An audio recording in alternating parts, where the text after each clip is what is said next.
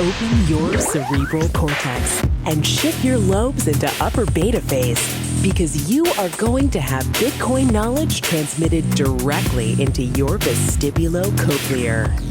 Your host at Bitcoin Knowledge is Trace Mayer, an early Bitcoin advocate since it cost $0.25, but this is not intended to be investment advice. A doctor of jurisprudence, but this is definitely not legal advice. And an investor in core cryptocurrency infrastructure, including Armory, BitPay, Kraken, and Nitagio, but this is not a recommendation of those services. Here, you get fed via direct mind download with pure and free Bitcoin knowledge. Welcome back to the Bitcoin Knowledge Podcast. We have with us Christian Decker. He's an engineer and researcher at Blockstream and got a PhD in Bitcoin, one of the first PhDs in Bitcoin that came out from ETH Zurich, which is one of the top 10 computer science schools in the world. So we got a serious player on our hands here. So Christian, an interesting thing is we've heard a whole bunch about Lightning, but we haven't necessarily heard your story when it comes to Lightning and how it's come out. Perhaps you could give the audience a little bit of background on how your PhD work has played into this whole Lightning network. Yeah, thanks. Thank you so much for having me. I am one of the earliest Bitcoin users, having read the paper in 2008, and sort of this whole hobby over time became my full-time job. When it came time to decide on a PhD topic, I basically just decided to run with it, and we figured out that the Bitcoin scalability is not all that great. So we decided to analyze what the explicit limits are and what we can actually do to improve those scalability limits. After the first year, we basically had the concrete numbers about what the scalability limits are. So if you've ever heard 4 megabytes or 30 megabytes, those are actually from my research.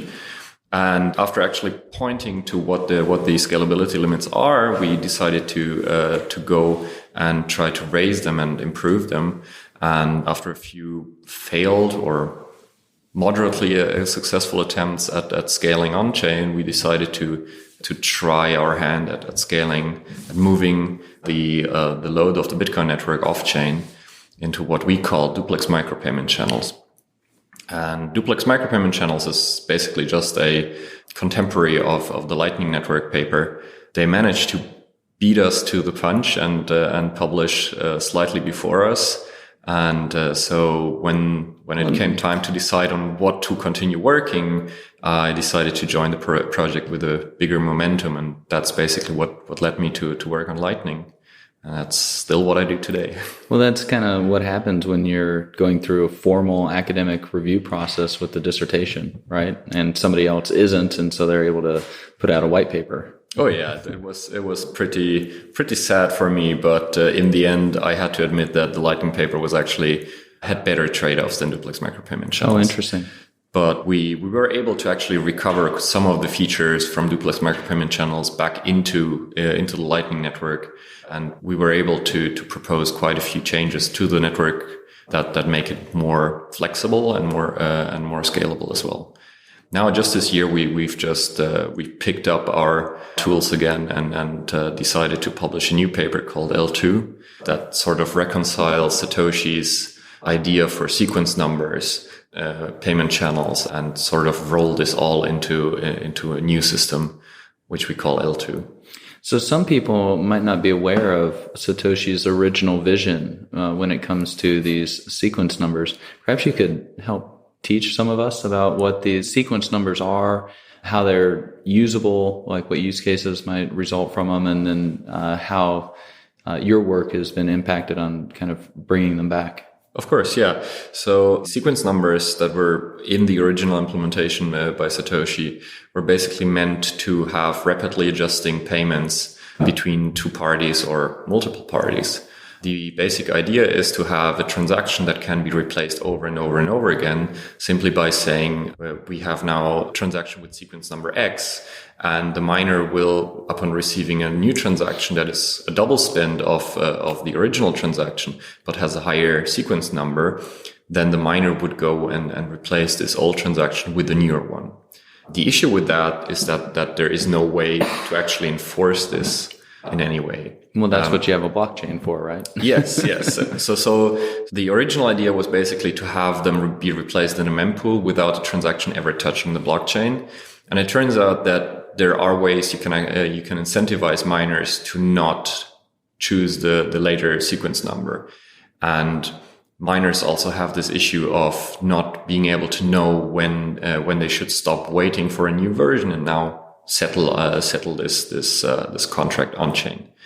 With L2, we were able to take this concept and make it enforceable by allowing these intermediate states to be committed on chain. So miners still receive a transaction, they confirm it right away, and then we have a period where a newer transaction can arrive and override the effects of the previous transaction, effectively making the sequence numbers leak into the blockchain, but making them enforceable on the blockchain itself.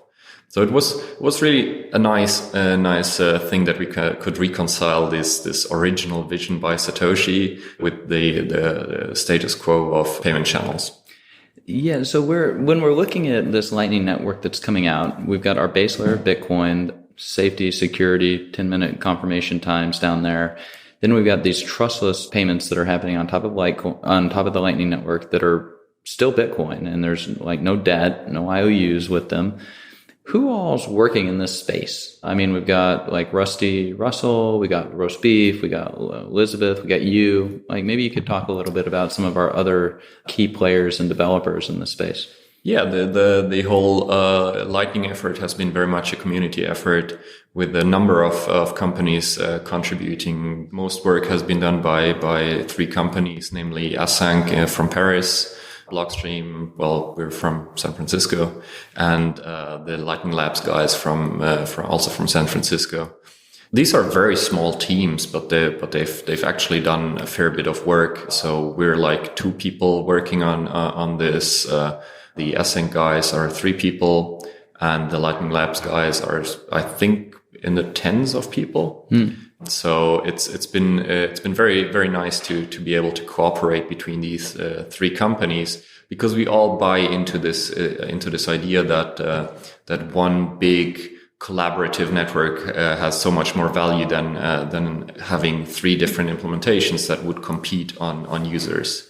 This being a network, we very much have a network effect when it comes to bootstrapping the network and to enable payments over it.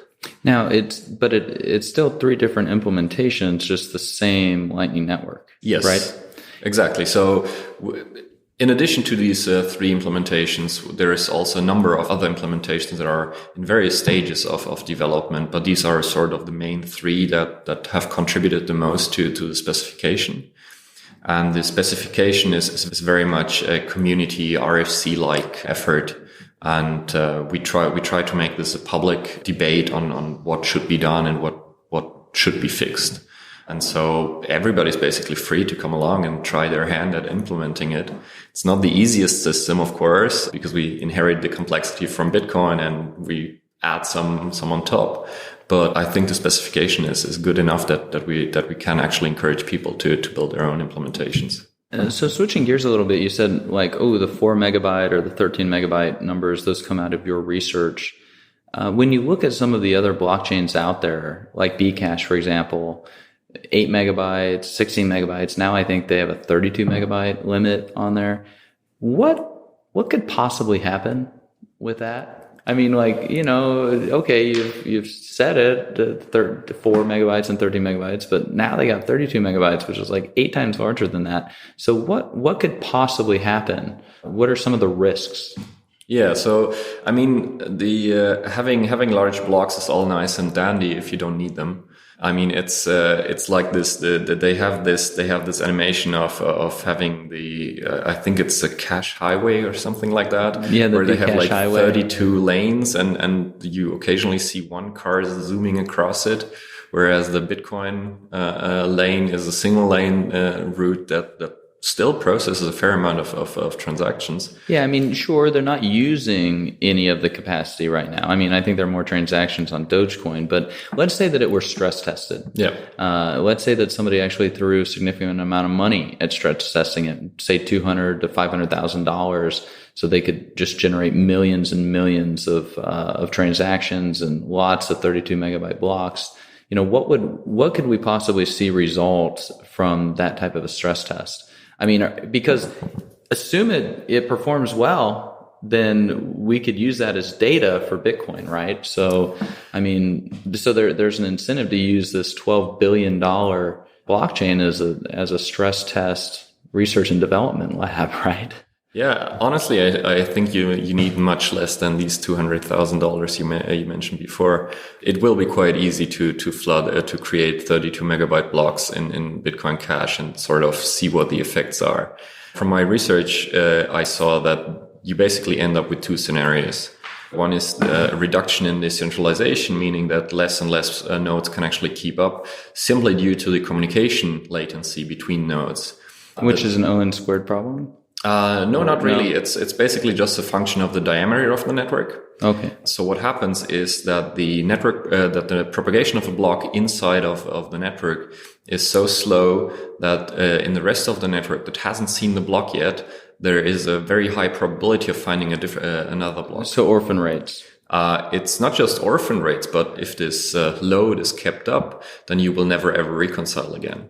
Because your beautiful single line of a chain would suddenly look much more like a tree. Right. If it's going to take too long to propagate and then validate, you're going to get behind the 10 minute interval.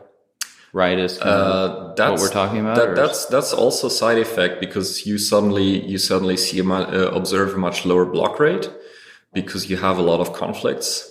Basically, all of these side branches that are eating away on your computation power in the network. That's certainly an observable fact.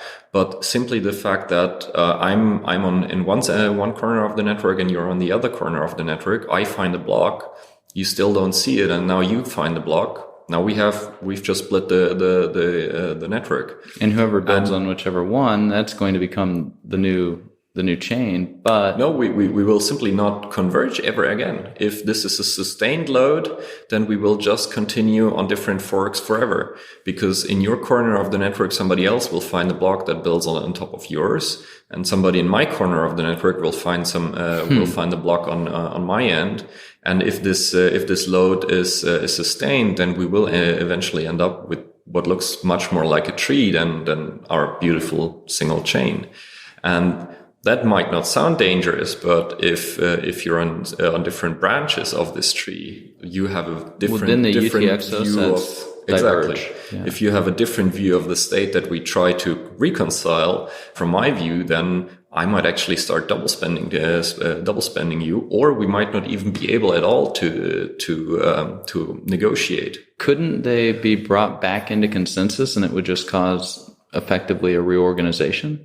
And so you might have relied on something, but poof, that history just disappeared, and now you've been brought back into convergence. Yeah, so there's only two ways you can actually do this. Either is you get a reduction in load, otherwise you'd be well, the stress test ends. Yeah, the stress test ends, and only when the stress test ends, which, I mean, that's not a very realistic load on a global payment network that is on 24/7, right? It was supposed to be. Well, it should be, yeah. So if the stress test ends, yes, then we will have a huge we'll have a huge reorg with lots of people screaming that their payment didn't go through, despite them waiting for tens of confirmations.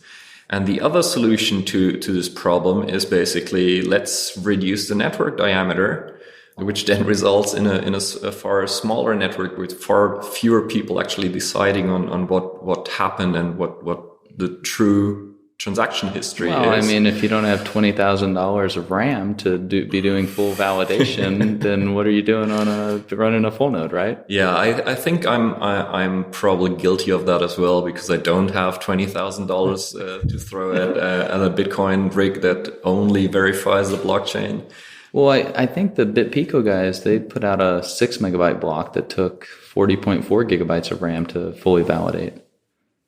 Didn't hear about that one yet. Yeah, I saw it on their Twitter. And so, it makes me wonder if we're if a stress test is also crafting optimally malicious transactions that go into these blocks. I mean, it could really add, I mean, not just for during the stress test period, but also about what happens when that is now permanently in the blockchain when it comes to resyncing, like, or syncing a new full node, for example. Oh yeah, I mean, in that case, you'd be adding a huge load to newly syncing nodes, but eventually they'd get over the hump. That's. I mean, it's bad enough that you can actually do this. We've seen in Ethereum how you can't really sync from scratch anymore and replay the entire transaction history because it just takes longer than what's being appended to the end.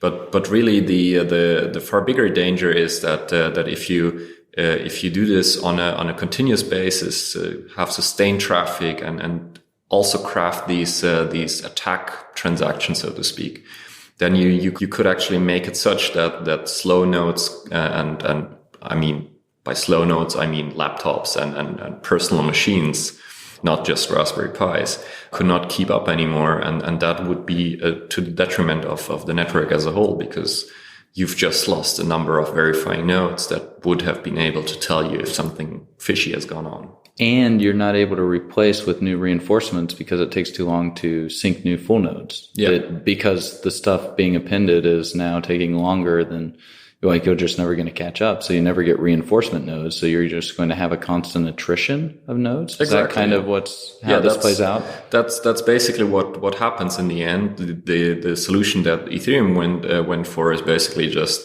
let's trust another node that they were correct and clone their state. Instead of trying to verify everything themselves, they now trust that a node has given them a correct state. So Ethereum is no longer trustless. It is sort of trustless in that you trust that everything in the past has been done correctly. But you can't prove it because it takes too long to sync a full node. We've had a few people that try to get very beefy machines and sync from scratch, and I think they're still doing it. What are we talking about? Like, what's the cost of one of these beefy machines? That's a good question. I'm not up to date on hardware costs currently. But I think the estimate of $20,000 is not that far off. Wow. And that greatly reduces the decentralization and censorship resistant properties of a particular blockchain. Absolutely. I mean, when you have this type of full node attrition. Absolutely. I mean, what Peter Willis says usually is, I don't care about how many nodes are there, but I care about myself being able to verify that everything was correct. So there's a direct impact about me being able to verify independently from other people that what I'm seeing is what the true state is. So you've been around the space for a long time. As we close up the interview, what are you most excited about in this whole new vista of computer science?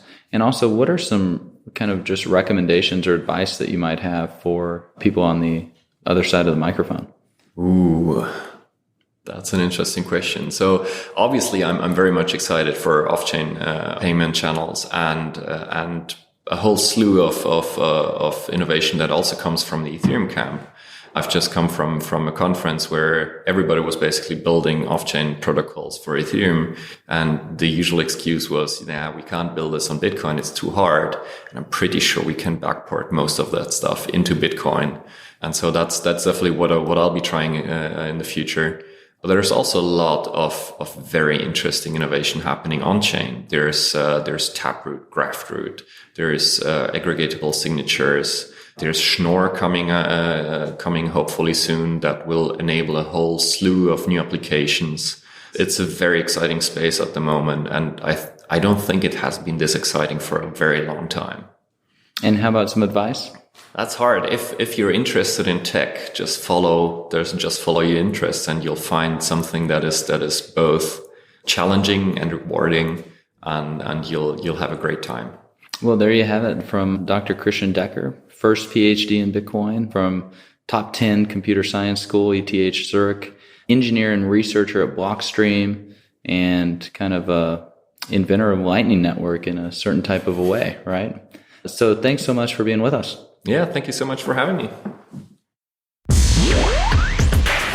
Be sure to get a copy of the free Bitcoin Guide at freebitcoinguide.com. question or suggestion? Record your voice at bitcoin.kn. Don't be shy. To help the show, share bitcoin.kn with friends, post about it on Reddit, and otherwise spam the interwebs. Your iTunes comments and 5-star reviews are very important to us. Please continue tuning in to the Bitcoin Knowledge Podcast, where we release interviews with the top people in the Bitcoin world. Now take some choline and let that Bitcoin knowledge consolidate.